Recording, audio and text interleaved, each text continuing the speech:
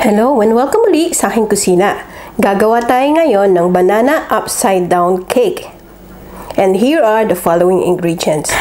Para sa ating cake, meron tayong all-purpose flour, mashed bananas, melted butter, eggs, baking powder, baking soda, sugar, cinnamon, salt, and vanilla powder. Kung wala kayong vanilla powder, pwede ang vanilla extract.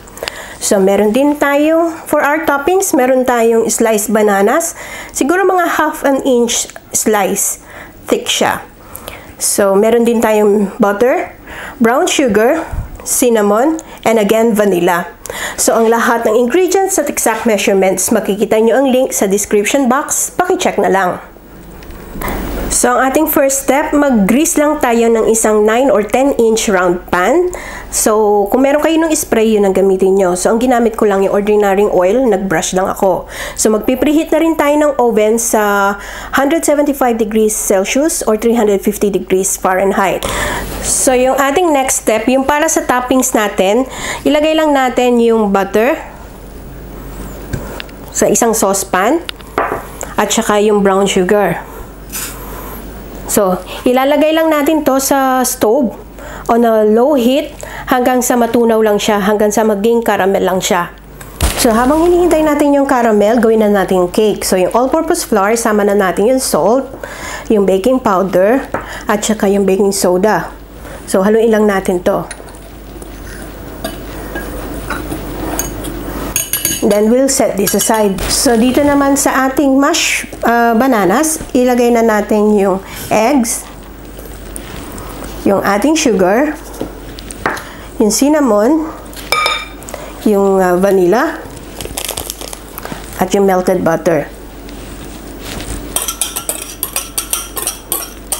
So, haluin lang natin to hanggang maging smooth at well incorporated ang ating ingredients.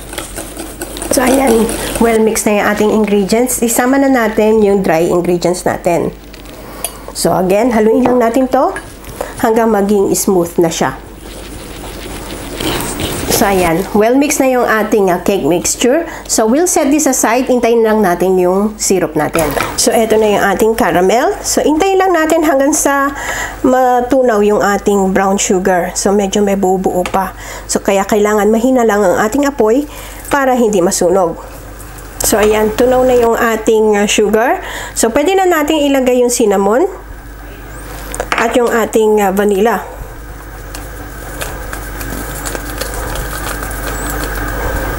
And then, haluin lang natin. So, pwede na natin itong i-switch off. So, ayan, pwede na tayo mag-assemble. So, yung ating prepared pan, ilagay lang natin yung syrup natin.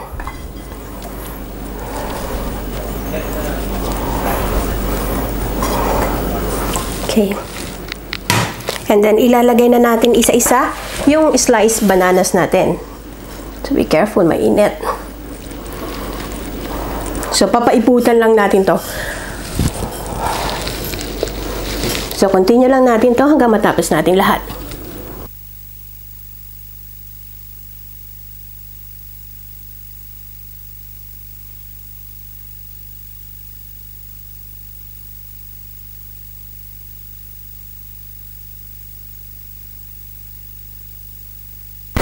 So, nagkaroon lang ng medyo technical problem sa audio ko kanina. So, yung banana, nakita nyo naman nasa ilalim. So, inilagay ko lang yung cake mixture natin.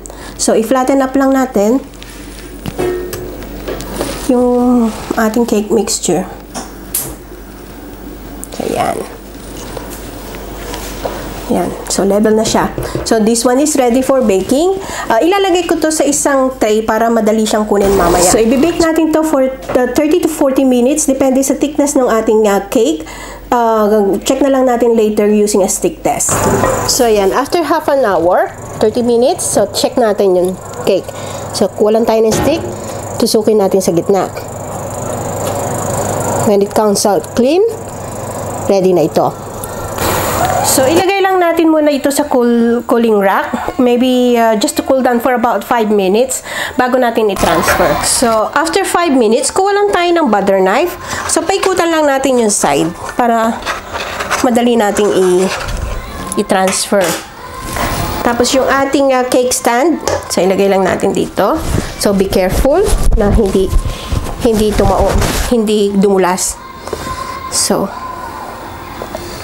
yan. Paikutan lang natin.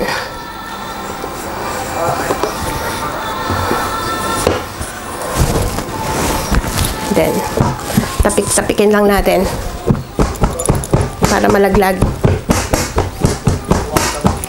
Okay. Then okay, that's it.